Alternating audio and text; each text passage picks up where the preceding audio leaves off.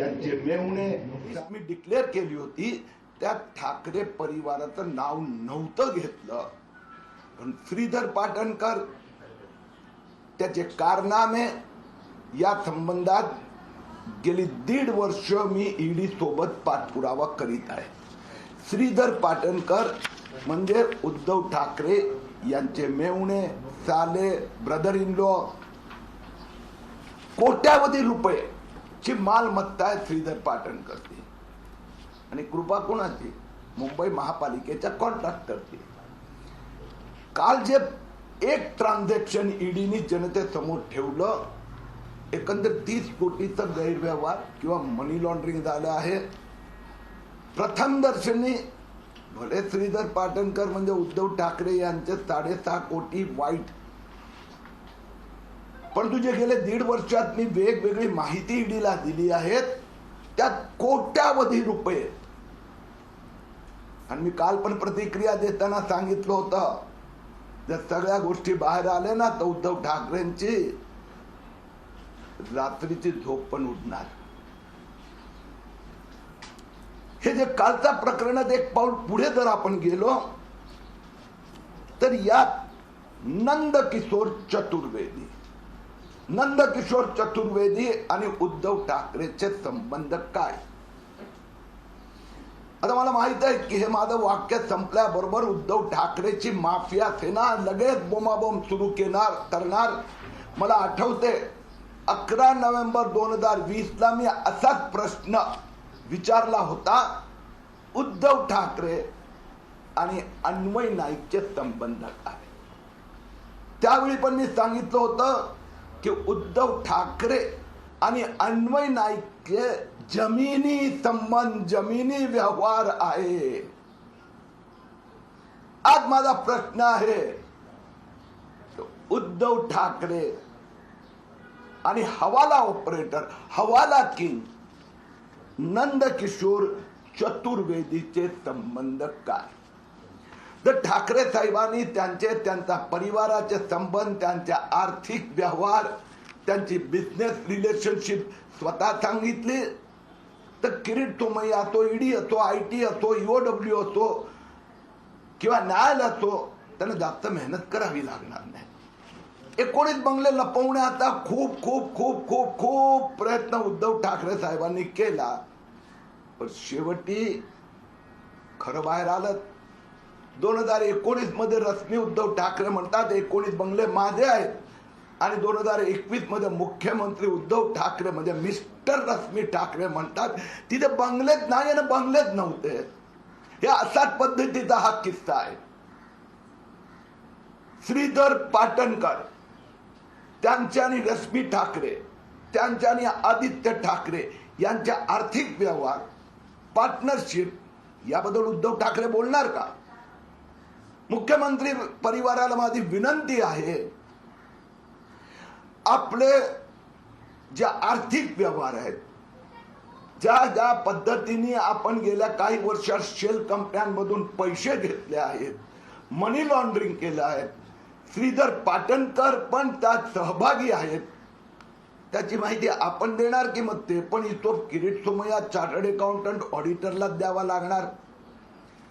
कालचं जे प्रकरण बाहेर आलं त्यात ईडीने भले काही कोट्यावधी रुपयाची श्रीधर पाटणकरची प्रॉपर्टी अटॅच केली असेल, पण माझा प्रश्न आहे, निलांबरी प्रोजेक्ट ठाणे, श्री साईबाबा गृहनिर्मिती प्रायव्हेट लिमिटेड, श्रीधर माधव पाटणकर उर्फ उद्धव ठाकरे यांचे साले म्हणजे रश्मी उद्धव ठाकरे यांचे भाऊ, Pushpak Bullion, Mahesh Patel, Chandrakant Patel, Pushpak Realty Developer, Nandkishore Chaturvedi म्हणजे हवाला operator, Humsafar Dealer Private Limited, उदाहरण म्हणून मी एका शेल कंपनीचं नाव दिलं आहे. माझा प्रश्न दुसरा हा आहे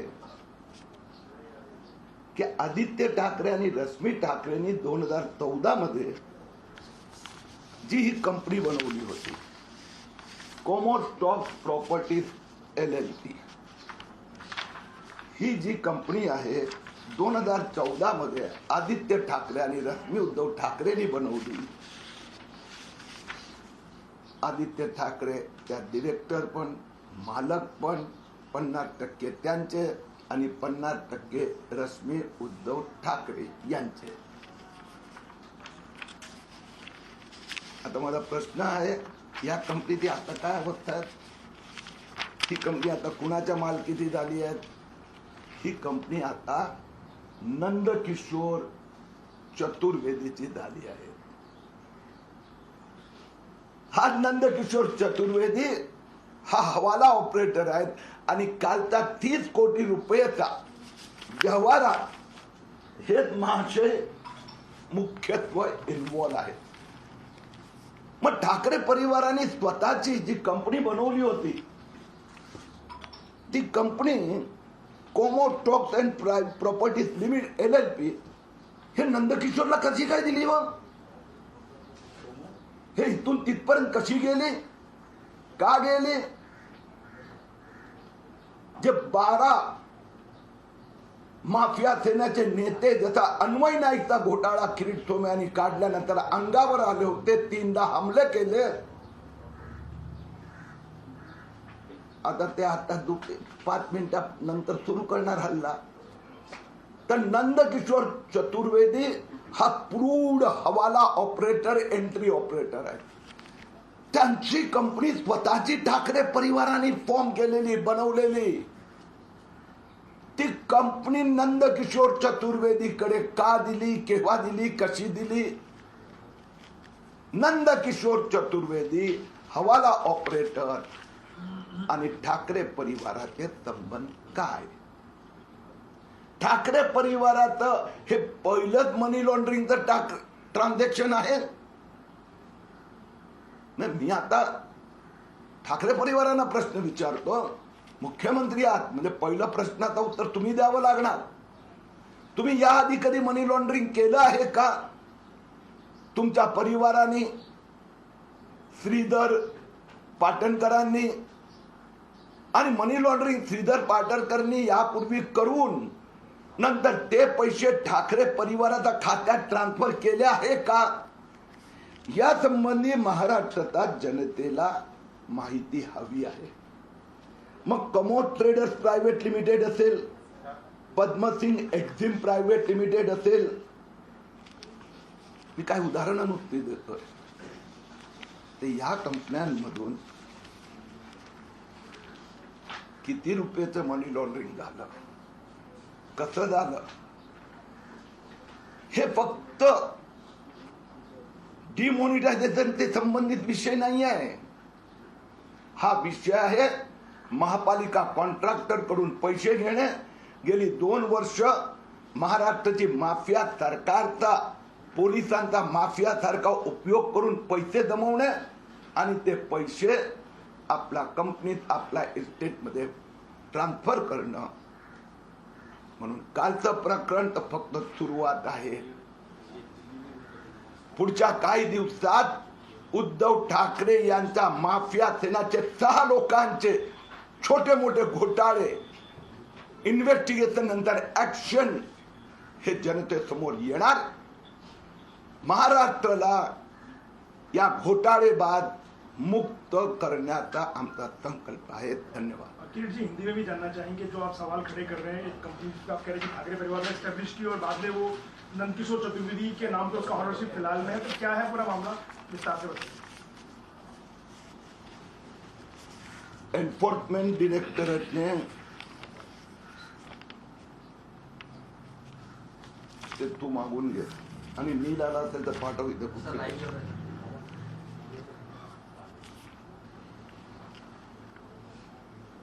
उद्धव ठाकरे परिवार ने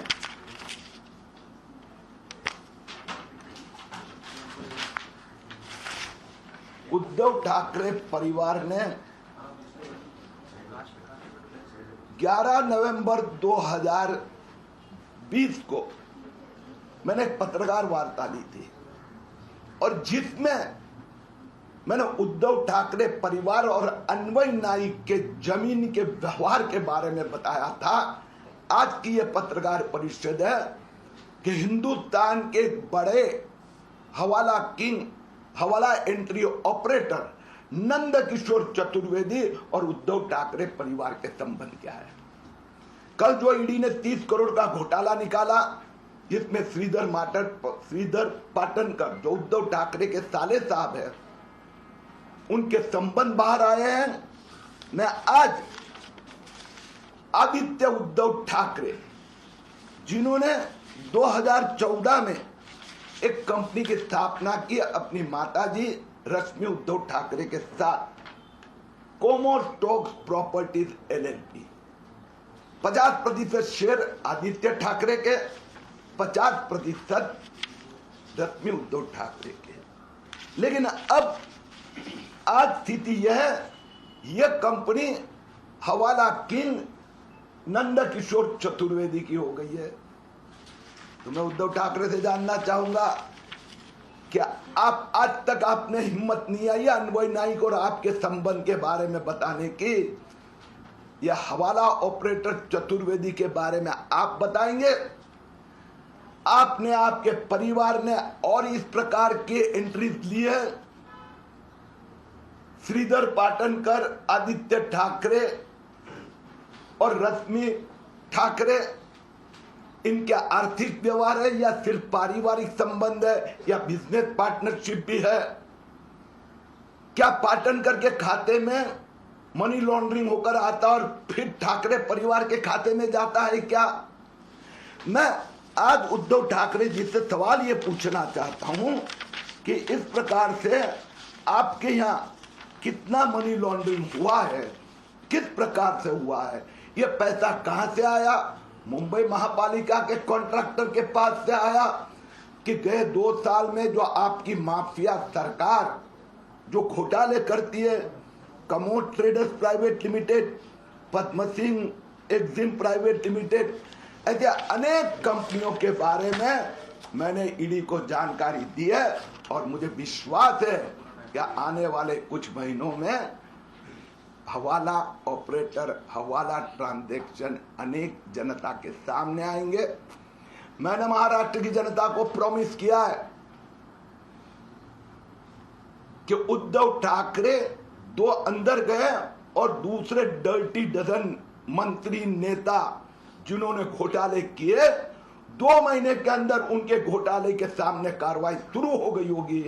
आने वाले कुछ दिनों में आपको ऐसे 6 छोटे बड़े घोटाले की कार्रवाई आपके सामने आएगी।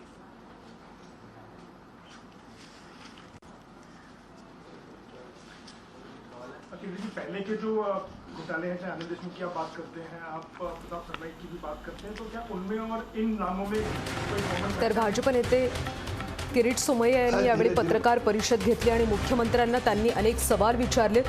1.5 वर्षात या सगळ्याचा पाठपुरावा केला होता। 6 कोटी नाही तर इथे कोट्यवधींचा घोटाळा झाल्याचं सोमय्या यांनी म्हटलं।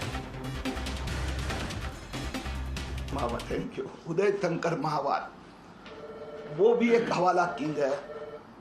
वो अभी तक मनी लॉन्ड्रिंग करता था गांधी परिवार और कांग्रेस का नेताओं के। अभी वो शिवसेना के नेताओं को भी मदद करने लगा है। यशवंत जाधव के में उसने मदद की।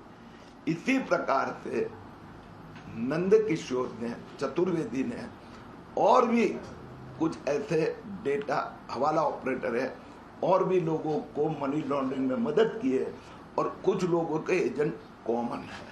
शिवसेना आणि राष्ट्रवादी असं आरोप करते, प्रत्येक वेळी तुम्ही आरोप करताय, परंतु ते म्हणतायत की तुम्ही बदल्याच्या भावनेने सूडबुद्धीने ही सगळी सेंट्रल एजन्सीला हाताशी घेऊन ही सगळी कारवाई करता आहे।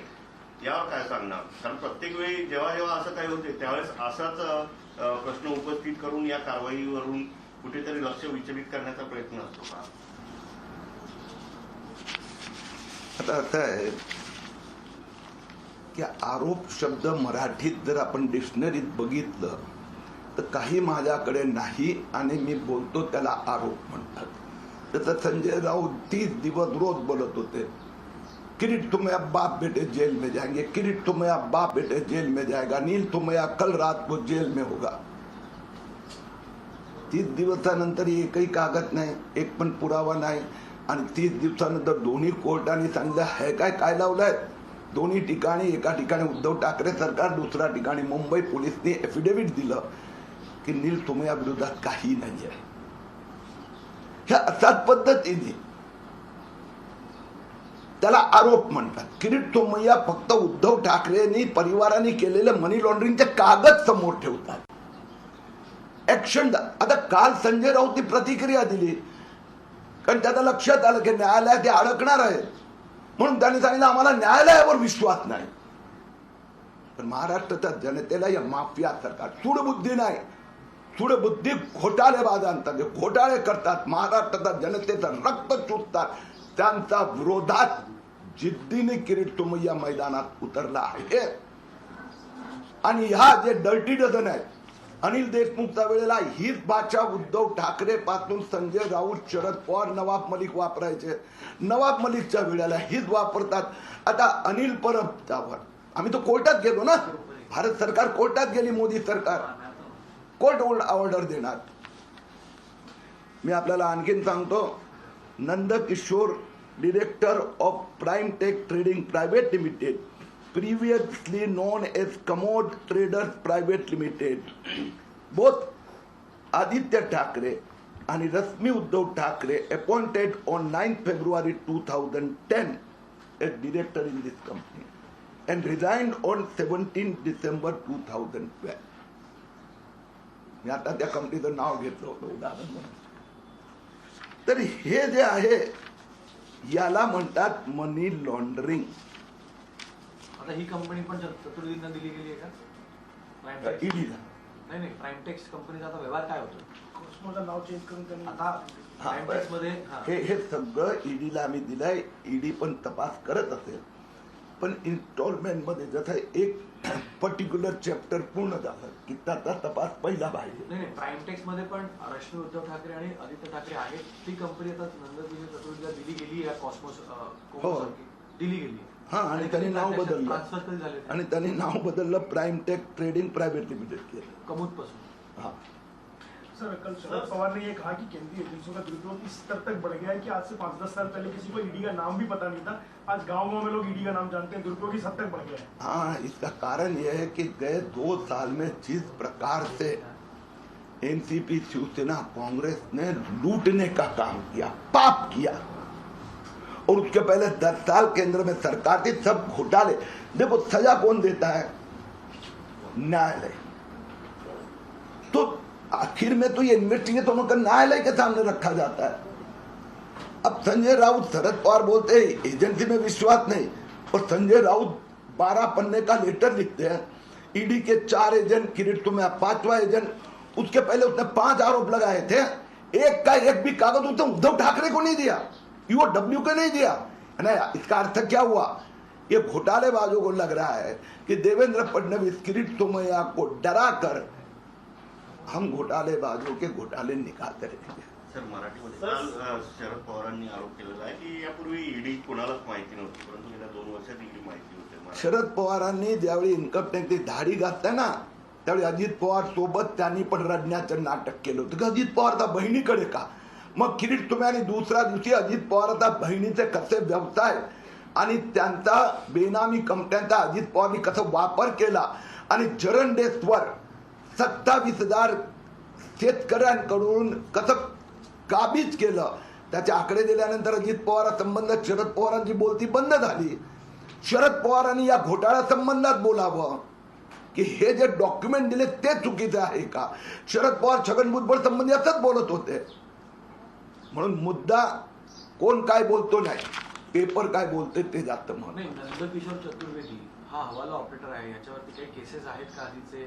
जसं तुम्ही अनिल देशमुखच्या प्रकरणामध्ये आहे 12 हवाला ऑपरेटर. मैंने आपको कहा आहे. नाही, माझा प्रश्न ऐकून घ्या.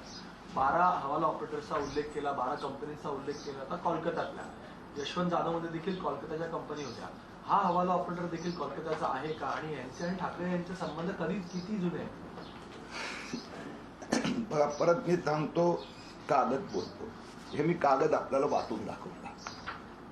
आमचा जो रिसर्च करणारा चार्टर्ड अकाउंटंटने आता पाठवला तर कागद वाचतो मी की Komod traders private limited, Aditya Thackeray आणि Rashmi Uddhav Thackeray appointed on 9th April 2010. They resigned on 17 December 2012. म्हणजे काम झालं, मनी लॉन्ड्रिंग झालं, रेजिग्नेशन दिलं. And Nand Kishore, director of Prime Tax Trading Private Limited, took over. Komod ट्रेडर्सचं नाव त्यांनी बदलून टॅक्स ट्रेडिंग केलं. आता याचा पुढचे संबंध आहे की नंतरचे आपण शोधावं लागणार. हे तर 2010 ते उदाहरण दिलं. 2010, 12, 14, 17 हे चारी वेळे ते श्रीधर पाटणकरनी मनी लॉन्ड्रिंगचे केलेले ट्रान्झॅक्शन ईडीला आम्ही दिलेले आहे. पण कसं असते, आम्ही माहिती देणं आणि त्याचा पुरावा प्रत्यक्ष सिद्ध होणं काही वेळी 2 वर्ष लागतात, काही वेळी 10 वर्षही लागतात. नाही, पण व्हॉल्यूम किती आहे, किती कोटींचा पूर्ण हा हवाला ऑपरेटरच्या माध्यमातून घोटाळा, व्हॉल्यूम तुम्हाला माहित असेल ना? कसं असते की आपण तुम्ही म्हणजे मीडिया पण इन्व्हेस्टिगेशन करते, तर आपण 2-3 इश्यू लॉजिकल कन्क्लुजन पर्यंत घेऊ शकतो.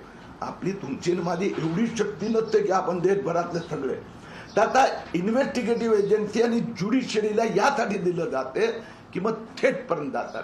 यशवंत जाधवचं पहिलं प्रकरण 15 कोटीचं सिद्ध झालं, 15 कोटीचं सिद्ध झालं. त्यात 46 कोटीचं कॅश ट्रेल पकडलं गेलं. पण त्याच्या आधारावर रेड धाडी पडल्या आणि आता आकडा हळूहळू यशवंत जाधवचे स्वतःचे 37 जुन्या बिल्डिंग समोर आले आहेत आणि त्या 5 कॉन्ट्रॅक्टर मिळून 1000 कोटीपर्यंत घोटाळा जातोय. तर यात पण हळूहळू पुढचं बाहेर येणार. ओके, धन्यवाद.